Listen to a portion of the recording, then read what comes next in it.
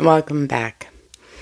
If you ask the people around you, you'll often hear, no matter the religion or creed or ethnicity of the person that you're asking, that December is an odd time at that.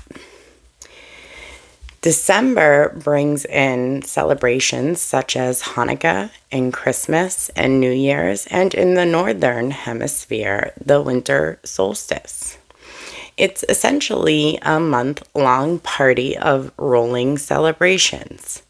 We see more examples of celebrations in the Northern Hemisphere, winter traditions, than we do in the Southern Hemisphere with the summer traditions. But all in all, the last week of this month, at least in the Northern Hemisphere, seems to be timeless in nature. Days hang in the uneven balance of light and dark, leading up to the winter solstice, going through Christmas and out towards New Year. It's not really easy to know what day it is or even what time it is due to how dark it is outside. The moments blend together.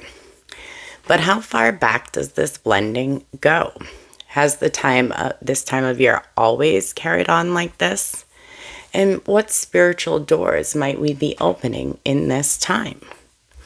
Welcome to the Occult and the Apocalypse with Kristen, aka Fire Terra Mama, where I tell you how they took what was once widely known about God, spirituality, and you, and how they locked that away.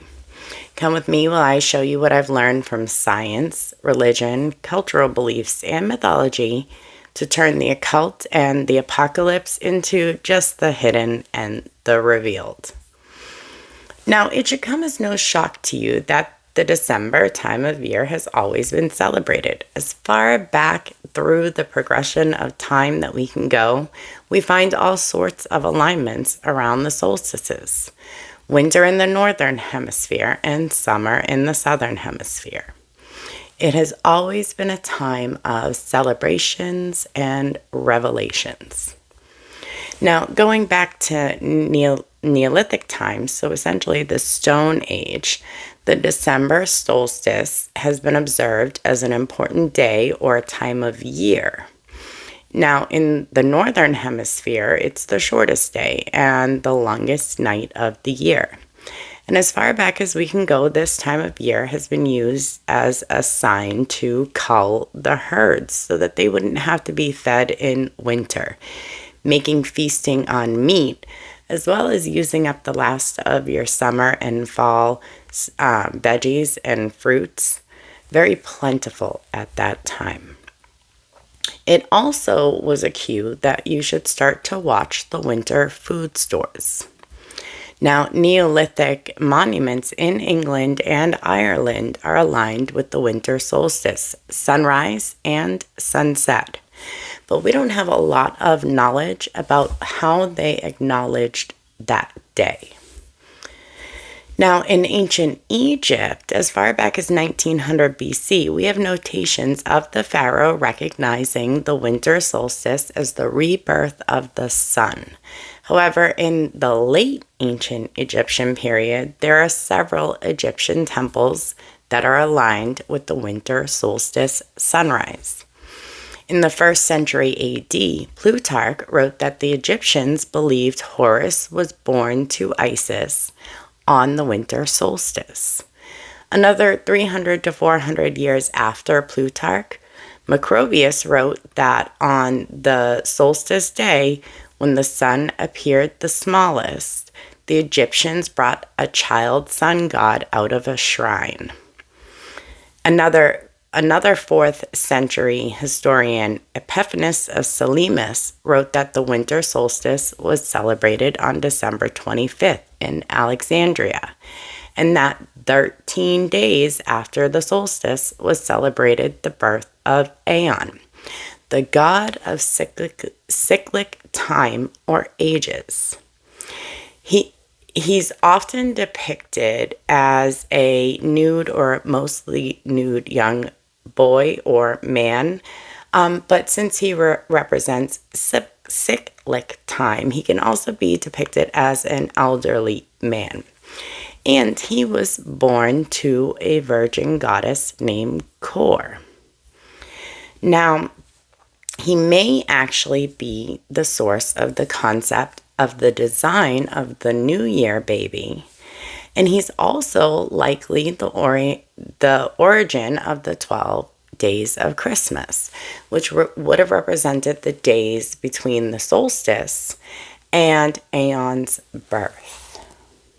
Now, in ancient Rome, the solstice was also celebrated on December 25th and identified the solstice as the first day of the new sun.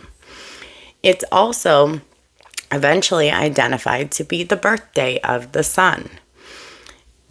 It was the date of the festival Dies Natalis Solis Invicti since 274 AD, the birthday of the invincible sun. This would have essentially been the final celebration after a week-long celebration of Saturnalia, running from December 17th through the 23rd. It's likely that the solstice was celebrated much longer in history than Saturnalia, but once this time came in, it was a time of great revelry. Social roles were discarded or reversed, and it was characterized by parties and gift giving. Now, in Germanic cultures, the Scandinavian culture had a great festival every year a few days after the solstice. It's unclear what occurred during the festival, but it was documented as being one of the most important ones of the year. In Anglo-Saxon England, pagan Anglo-Saxons celebrated Maundyrt, or Mother's Night at the Solstice, which marked the start of the Anglo-Saxon year. Now, Northern Germanic cultures celebrated Yule. It's documented somewhere between 920 and 961 CE. The king at the time moved Yule from what was called midwinter, and originally believed to be the solstice, to align it with the Christian Christmas celebration. Now we understand better that Yule was celebrated 3 to 4 weeks after the solstice and was moved up, not back, but still the two were intentionally aligned. Now, many people believe that the Yule log is the precursor to the Christmas tree, and that when Christianity comes into acceptance, the pagan Yule log was repurposed as a Christmas tree. This is largely known to be inaccurate since Christmas trees did not become a thing until the 16th century. However, Christmas trees originated in Germany. So the trend didn't actually come out of Germany until later, around the 1700s, when Queen Charlotte of England, who was German, brought it into the United Kingdom. Although it's untrue that the Christmas tree at the time of conversion was repurposed and an adaptation of the Yule log, we don't actually know that it wasn't. For all that we know, people in those areas continued the Yule tradition alongside the Christmas tradition, and eventually the Christmas tree became a thing. Once Queen Charlotte started to celebrate it, it started to be picked up in Germanic places like Pennsylvania and other places, and then finally in the 1800s really caught on as the way to celebrate Christmas. Now, in Albanian tradition, they celebrate the return of the sun and the lengthening of the days with collective fires, the burning of pine trees, and animal sacrifices to the fire. This was done to bring light back into the world, ensure a good crop for the following year, and successful animal husbandry for their livestock. This practice is considered very, very ancient. They also have a Yule log ritual, which went from December 22nd through to January 6th. Now, in East Asia, specifically China, the solstice is celebrated as one of the 24 solar terms.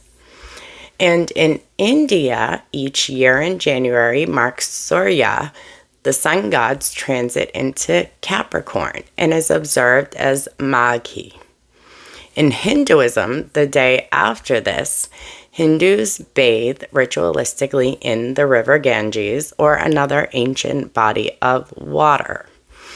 It was on Maghi that Bhishma attained liberation after having heard the mysteries of life and death.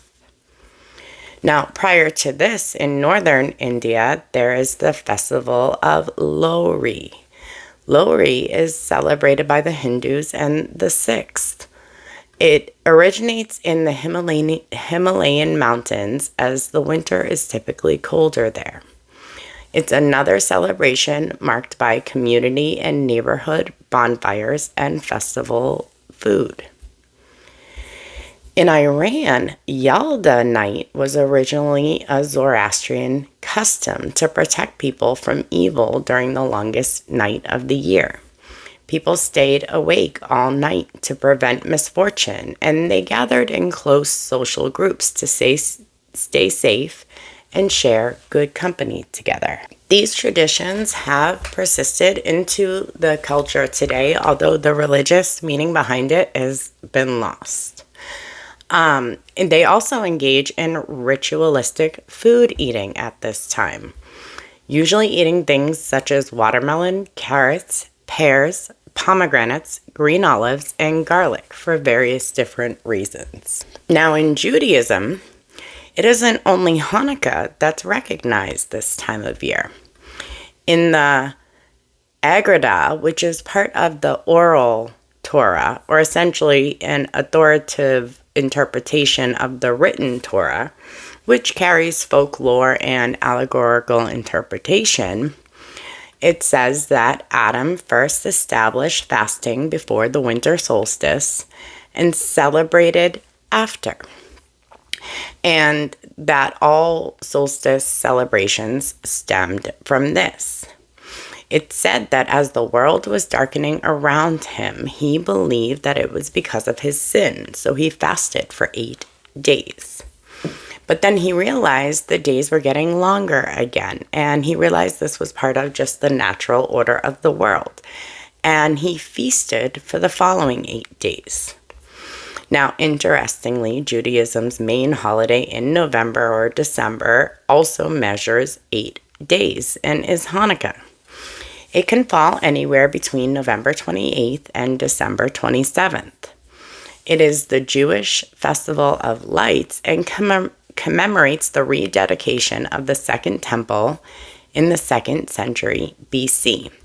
It's celebrated on the 25th day of Kislev, and like I said before, that can be anywhere between the end of November and the end of December on the Gregorian calendar. It's celebrated by lighting candles of a menorah, which is just a large candelabrum with 9 branches. 1 candle is used to light every other candle, and an additional candle is lit every day for 8 days. In religious terms, this is considered a minor holiday, commemorating the miracle of when the Jews went back to the temple and found only enough oil for 1 day, but having it last long enough to light the temple for 8 days until new oil could be pressed. However, it's gained a lot of favor and a lot of interest and a lot of pomp and circumstance around it because of its alignment around Christmas, especially to the diaspora. It connects to cultural festivities of gift-giving, great food, and game playing. Now, during Hanukkah, it is forbidden to fast or display lamentations or grief during that time. These 8 days also echo the 8 days of feast after the solstice, attributed to Adam. Although Hanukkah could really occur before, during, or after the solstice.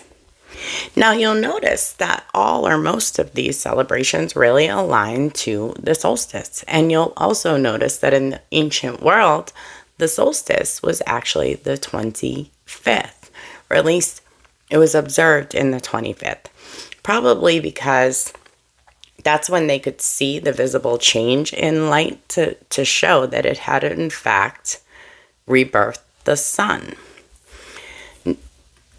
In the southern hemisphere, there's the summer solstice. And honestly, due to Christian colonization, the traditions around a lot of the areas of the southern hemisphere have either been lost to time or closed to outsiders. The focus in December celebrations in the southern hemisphere are really around the traditional religious holidays that we already know about.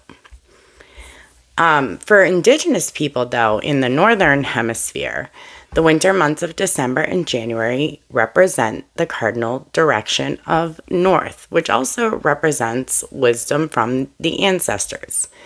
Many tribes spend these months indoors around the fire with family, passing down stories of winter. It's also said that this is the best time to view the Pleiades, which is believed to remove stagnation from the body, particularly the pelvis. There are often celebrations as well around the buffalo, as all parts of the buffalo were used to get through winter, representing survival and purity. We also see the honoring of the snow goose, the bear, and the hummingbird. Now, for the Otemi Toltec people, the hummingbird nests in their area, modern-day Mexico, during the winter. Their blue and green color and small size are thought to signify the decreasing light. Finding this bird nesting, since it's usually a very busy bird, always moving, always pollinating, never slowing down, was a trigger sign as a sign to the Otemi Toltec to slow down and surround yourself with home and family. So it's pretty safe to say that humans have been having feasts, festivals, and most importantly, filling the night world with light during the darkest month of the year. With all of these ancient celebrations of the return of the sun, it's pretty fortunate that the birth of Jesus, identified as the light of the world, falls right around the same time that the daylight increases after the solstice, especially since that is when it is most notable. The Son of God, the light of the world. Born at exactly the time cultures for thousands of years before his birth identified as the return of the light, the birth or rebirth of the sun god. It's almost as if it were divine timing. Or was it? I'll leave that for you to think about. In the meantime, for me, I think all of these holidays and traditions are beautiful. And although I celebrate Christmas, my personal favorite day of the year is December 21st. I like to call it the upswing because after you get through that long, cold, lonely, dark night, every day after that is just a little bit brighter and a little bit warmer and a little bit closer to the sun. Well, at least in my hemisphere. For now, thank you for helping me take the occult and the apocalypse into just the hidden and the revealed. Come back next week where we're going to talk more about Jesus's birth, the timing of his birth, his birthday, and look more closely at who he may share a birthday with. I'll see you there.